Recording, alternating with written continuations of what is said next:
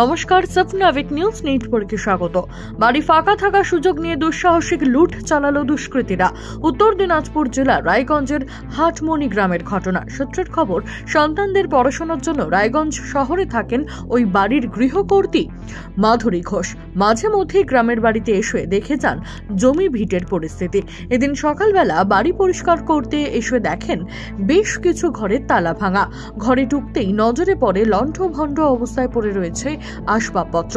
খোয়া গেছে প্রচুর কাঁসা এবং স্টিলের বাসনপত্র। চুরি গেছে 3টি ঘরের সিলিং ফ্যান, রান্নাঘরের জলের মোটর, জলের কল, অন্যান্য সামগ্রী। খবর পেয়ে ঘটনাস্থলে আসে রায়গঞ্জ থানার পুলিশ। শুরু হয়েছে তদন্ত। ওপার বাংলায় অস্থির অবস্থার মধ্যে কোচবিহারের চ্যাংড়াবান্ধা স্থলবন্দর দিয়ে বাংলাদেশ থেকে ভারতে ফিরলেন প্রায় 400 জন পড়ুয়া। বাংলাদেশের সরকারি চাকরিতে সংরক্ষণ ব্যবস্থার তীব্র বিরোধিতা করে রাজপথে নেমেছে পড়ুয়ারা। বাংলাদেশে আপাতত শিক্ষা প্রতিষ্ঠান সবই বন্ধ। লাগামহীন হিংসার জেরে বহু ছাত্রের মৃত্যুর মাঝে নিরাপদ নয় বিদেশি ছাত্ররাও। এহেন পরিস্থিতিতে প্রায় 400 জন পড়ুয়া ভারতে প্রবেশ করতে সফল হলো। পড়ুয়াদের গন্তব্যে পৌঁছে দেওয়ার জন্য পুলিশ ও প্রশাসনের তরফ থেকে ব্যবস্থা করা হয়েছিল বিশেষ বাসের। তবে এখনো যারা আটকে রয়েছে তাদেরও ফেরানোর সমস্ত রকম ব্যবস্থা দ্রুত করা হচ্ছে বলে জানিয়েছে প্রশাসন।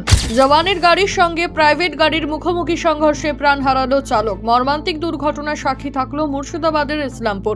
সূত্রের খবর, গতকাল তেনাচুরা মোড় সংলগ্ন এলাকায় ডোমকলের দিক থেকে আগত একটি 4 চাকা গাড়ির সঙ্গে উল্টো দিক থেকে আসা জওয়ানের ট্রাকের সঙ্গে মুখোমুখি সংঘর্ষ হলে পাশের নয়াঞ্জলিতে পড়ে যায় গাড়িটি। ঘটনাস্থলে মৃত্যু হয় ওই গাড়ির চালকের। খবর পেয়ে ঘটনাস্থলে ইসলামপুর থানার পুলিশ এসে মৃতদেহ উদ্ধার করে ময়না তদন্তের জন্য নিয়ে যায়। ঘাতক গাড়ি দুটিকে উদ্ধার করেছে পুলিশ।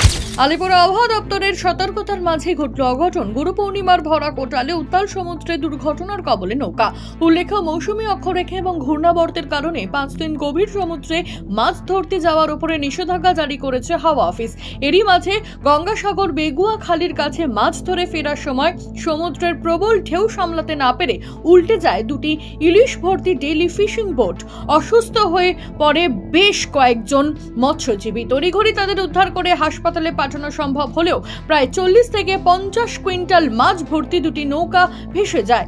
ঘটনার জেরে আর্থিক ক্ষতির সম্মুখীন হলেও মৃত্যুর হাত থেকে মৎস্যজীবীদের প্রাণ বাঁচিয়ে ফিরিয়ে আনতে পেরে খুশি সকলে। সম্প্রতি বিধায়ক সায়ন্তিকা বন্দ্যোপাধ্যায় এবং রিয়াদ হোসেন সরকারের শপথ গ্রহণ নিয়ে বিধানসভা রাজভবন সংঘাত দেখেছে এ রাজ্য। সে বিতর্ক পেরিয়ে আবারও 4 বিধায়কের শপথ গ্রহণের পালা। এই মুহূর্তে যে খবর মিলছে, রাজভবন থেকে কোনো সদুত্তর না মেলায় মঙ্গলবার সদ্য নির্বাচিত 4 বিধায়কের শপথ গ্রহণের দিন ধার্য করেছে বিধানসভা স্পিকার বিমান বন্দ্যোপাধ্যায়। আগামীকাল শপথ গ্রহণ নিতে চলেছেন মুকুটমণি অধিকারী, কৃষ্ণ কল্যাণী, সুপ্তি পাণ্ডে এবং মধুপর্ণা ঠাকুর। প্রসঙ্গত, বিধানসভা রাজভবন সংঘাতের জেরে এর আগে শপথ গ্রহণ নেওয়া 2 প্রার্থীকে চিঠি পাঠিয়ে জানানো হয়েছে যে বিধানসভার যে কোনো সরকারি কাজে বা বিধানসভার অধিবেশনে তাদের যোগ দিতে হলে রাজভবনের অনুমতি দিতে হবে। মঙ্গলবার শপথ নেওয়া বিধায়কদের ক্ষেত্রেও কি সেই নির্দেশ আসবে, উঠছে প্রশ্ন। ফের প্রকাশ্যে তৃণমূলের গোষ্ঠীদ্বন্দ্ব। এবারের ঘটনাস্থল ভাঙড়। সূত্রে খবর, 21শে জুলাই ধর্মতলায় আলাদাভাবে যাওয়াকে কেন্দ্র করে ভাঙড় 2 নম্বর ব্লকের পোলেরহাট থানার বেউতা 1 নম্বর অঞ্চলে স্থানীয় তৃণমূল কর্মীদের 2টি দলের মধ্যে ব্যাপক গন্ডগোল বাঁধে। আর এই ঘটনার জেরে 2টি দলের মোট 6 জন আহত হয়। এক দলের অভিযোগ, তারা স্থানীয় তৃণমূল নেতার সঙ্গে ধর্মতলার মহাসমাবেশে না যাওয়ায় তাদের রাতের অন্ধকারে পঞ্চায়েত প্রধানের ছেলে কৌশিক মণ্ডল সহ তার অনুগামীরা বেধড়ক মারধর করে। অন্যদিকে কৌশিক মণ্ডল অনুগামীদের মধ্যে 2 জনকে মারধর এবং তাদের বাড়িঘর ভাঙচুরের অভিযোগ উঠেছে আহতদের বিরুদ্ধে। এই ঘটনায় ইতিমধ্যেই উভয় পক্ষই পোলেরহাট থানায় লিখিত অভিযোগ দায়ের করেছে। তবে গোষ্ঠীদ্বন্দ্ব প্রসঙ্গে এখনো স্থানীয় তৃণমূল নেতৃত্বের তরফে কোনো প্রতিক্রিয়া মেলেনি। ওষুধ কিংবা বিদ্যুতের বিল, মোবাইল রিচার্জ কিংবা রান্নার গ্যাস, নিত্য প্রয়োজনীয় জিনিসের লাগাম ছাড়া মূল্য বৃদ্ধির জেরে জেরবার সাধারণ মানুষ। এবার নিত্য প্রয়োজনীয় জিনিসের এই অস্বাভাবিক মূল্য বৃদ্ধির প্রতিবাদে পথে নামল কংগ্রেস। পশ্চিমবঙ্গের প্রদেশ কংগ্রেস কমিটির নির্দেশে কোচবিহার জেলা কংগ্রেসের ডাকে কোচবিহার কাছারি মোড় এলাকায় এক সুবিশাল মিছিলের মাধ্যমে বিক্ষোভ দেখায় স্থানীয় কংগ্রেস কর্মীরা। পাশাপাশি এদিন কোচবিহার জেলা শাসকের কাছে এই প্রসঙ্গে ডেপুটেশনও জমা দেয় বিক্ষোভরত কংগ্রেস কর্মীরা। কোচবিহার থেকে দেবদাস বিশ্বাসের রিপোর্ট, 7 আউট নিউজ নেটওয়ার্ক।